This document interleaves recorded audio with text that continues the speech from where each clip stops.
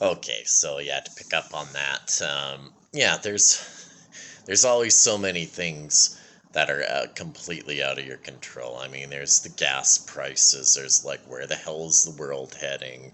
My hockey team that perpetually disappoints and breaks my heart. But I'm not even watching them tonight. I just can't do it. But when you focus on that, I mean, there's always been those obstacles. I mean, you look at any lifetime, any person. I mean, there might be a unique set of challenges today, but you really miss out on the opportunities and looking from an opportunistic perspective when you're just focused on all that stuff. And it doesn't help. I mean, the best way to combat what's going on is to take action yourself and to build your own structure and your own kind of little world within that.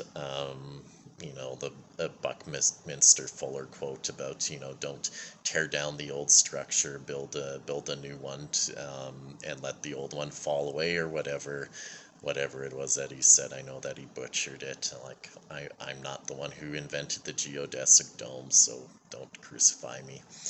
Um, what was I going to get to now? Right. Yeah, physical exercise. Like, physical exercise has been shown. I listen to a lot of podcasts, and I like to take in a lot of information. And I've been quite curious about, mind, body, and all that sort of thing. But there's been, from what I've gathered from people who are educated on this topic, is that physical exercise, I mean, like, not to an extreme degree, but regular physical exercise, strength training, cardio, all that kind of stuff. It's the most important thing that you could do, even especially for the mind, and even for things like dementia and things like that. Like, it's better than doing mental work and brain puzzles and all that stuff. I mean, researchers have actually found that out. So, I mean, like, I could be doing more rigorous physical exercise. I kind of do a minimum, and like, I know that my body likes getting physical, and I like my sports. I kind of have a proclivity for that. So, like, if I'm not using that potential, I'm not going to be happy. So, I mean, that's another thing to consider. There could be diet related factors, of course. The big thing that I've been constantly encountering, reading, and hearing about is carbs and sugar, right? Carbs and sugar being inflammatory to the system, inflammation having something to do with depression. The stress and the cortisol that's generated by taxing your system, having to produce too much insulin, and I certainly am starting to notice that myself. I'm trying to scale, though I love my pastries. I will confess to that. I've been just pulling back on the sugar a little bit, and the carbs when I can. And I mean, I'm sure that is a huge factor as well. All right. Oh yes, and living life where you don't have where you have a lack of concrete results or concrete goals that you're working towards. Your mind definitely needs to see results and definitely needs to see evidence that you're building towards something, because that's what the mind is oriented towards, right? All the capacities that you have is to make something new, is to make something happen, is to build something, is to grow. And if you're lacking a lot of evidence for that in your life, you're not gonna feel good. Again, there's a reason why, right?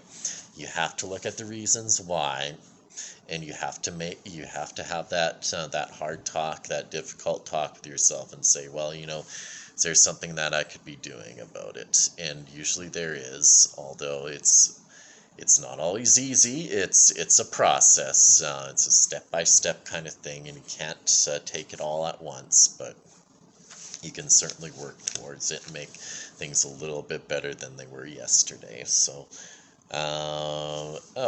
another thing is just having like a really inspired, personalized, creative vision of your life in general, like your personal space just being like everything, like the way that you dress. I'm trying to, well, these are all hand-me-down shirts from my dad, who dressed a little bit more flamboyantly, but I'm starting to like these colors. I like these colors. They're vibrant.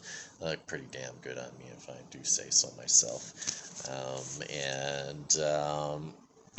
You know, this thing in particular, I have some lady friends who are really good at this, and I kind of looking at their example and saying, this is something that I could do for myself, is really focus on creating an atmosphere of care for yourself, like decorate nicely, maybe have a nice scent, or as long as it doesn't bother you or anything like that, like candles or whatnot, and have it a really personalized space, or something that's kind of oriented towards taking care of yourself. Just put a little plant in the corner, or I'm thinking about having this room where, yeah, there's this room where in my apartment, I don't know what use to make out of it. And I'm just going to put a mat there, like a yoga mat, and I'll just have a plant in the corner and like 2 paintings on the wall, and that's it. And that'll be my little meditation room. So yeah, create that personal space for yourself. I've experienced a lot of my life having to live in other people's spaces, other people's created spaces that weren't really of my own creation, and I had to adjust to it, and I had to somehow find a way to be compatible with it. But I think it's really important of consciously creating that space for yourself. I think it can do wonders. So yeah, just a few thoughts, and yeah, just keep at it. Just give it 110%. Take it one day at a time, one game at a time. Finish your checks, and yeah, and you'll have yourself a good game.